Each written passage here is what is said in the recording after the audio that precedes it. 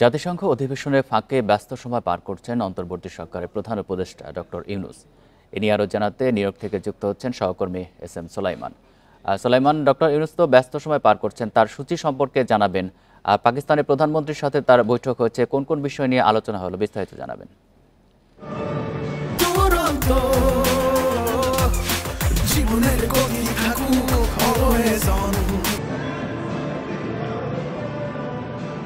আজকে প্রধান উপদেষ্টার জাতিসংঘের সফরের দ্বিতীয় দিন, বুধবার অত্যন্ত ব্যস্ত সময় কাটিয়েছে এবং আমি আমার ইন্ডিপেন্ডেন্ট টিভি নিউজকে দেয়া একটি সাক্ষাৎকারে ওনার প্রধান উপদেষ্টার প্রেস সচিব শফিকুল আলম জানিয়েছেন বিস্তারিত। আমাদের আমাদের নিউজের বুলেটিনে সেটা অনিয়ার হবে এবং যেমনটা বলেছেন পাকিস্তানের প্রধানমন্ত্রী আজকে নেপালের প্রধানমন্ত্রী, চায়নার পররাষ্ট্রমন্ত্রী, বিশ্বব্যাংকের প্রেসিডেন্ট, আইএমএফের ব্যবস্থাপনা পরিচালক এবং জাতিসংঘের মানবাধিকার কমিশনের চেয়ারম্যান সহ বিভিন্ন বৈঠকে উনি অংশ নিয়েছেন। এছাড়া জাতিসংঘের একটি সোশ্যাল বিজনেস বৈঠকে তিনি বক্তব্য দিয়েছেন নিউ ইয়র্ক টাইমসের জলবায়ু পরিবর্তন বিষয়ক একটি অনুষ্ঠানে।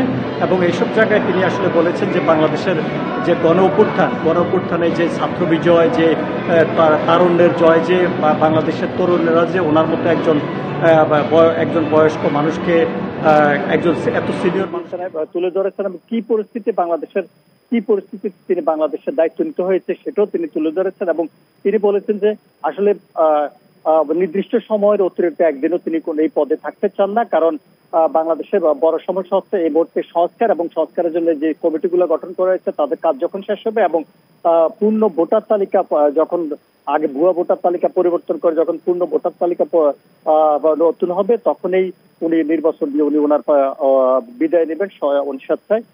উনি আর অতিরিক্ত একদিনও থাকতে চান না। আর আজ বাংলাদেশ আগামীকাল বৃহস্পতিবার আসলে অনেক অনির্ধারিত বৈঠক রয়েছে বলে জানিয়েছেন প্রধান উপদেষ্টা প্রেস সচিব শফিকুল আলম। তিনি বলেছেন যে আসলে আগের সরকার প্রধানগুলো বিভিন্ন সময় হয়তো অনেকটা এতটা ব্যস্ত সময় কাটাতেন না, অথবা খুব বেশি অনেক রাষ্ট্রপ্রধান কিংবা অনেক প্রয়োজনীয় ব্যক্তির সাথে হয়তো দেখা সাক্ষাৎ কতটুকু হতো সেটা মিডিয়ারা জানে। কিন্তু আমাদের প্রফেসর ডক্টর ইউনূস স্যার উনি অত্যন্ত ব্যস্ত সময় কাটাচ্ছেন। অনেক দেশের রাষ্ট্রপ্রধান কিংবা অনেক এনজিও কিংবা অনেক দাতা সংস্থা তারা নিজ উদ্যোগে ওনার সাথে আসলে হোটেলে দেখা করতে এসেছেন কিংবা জাতিসংঘের সাইড বৈঠকে নিজের অংশ নিয়ে গেছেন। কিন্তু আগামীকাল বৃহস্পতিবার যে কতজনের সাথে বৈঠক হতে পারে, কতটুকু হতে পারে, কাদের সাথে দেখা হতে পারে, সেটা অনেকগুলো অনির্ধারিত, অনেকগুলো নির্ধারিত।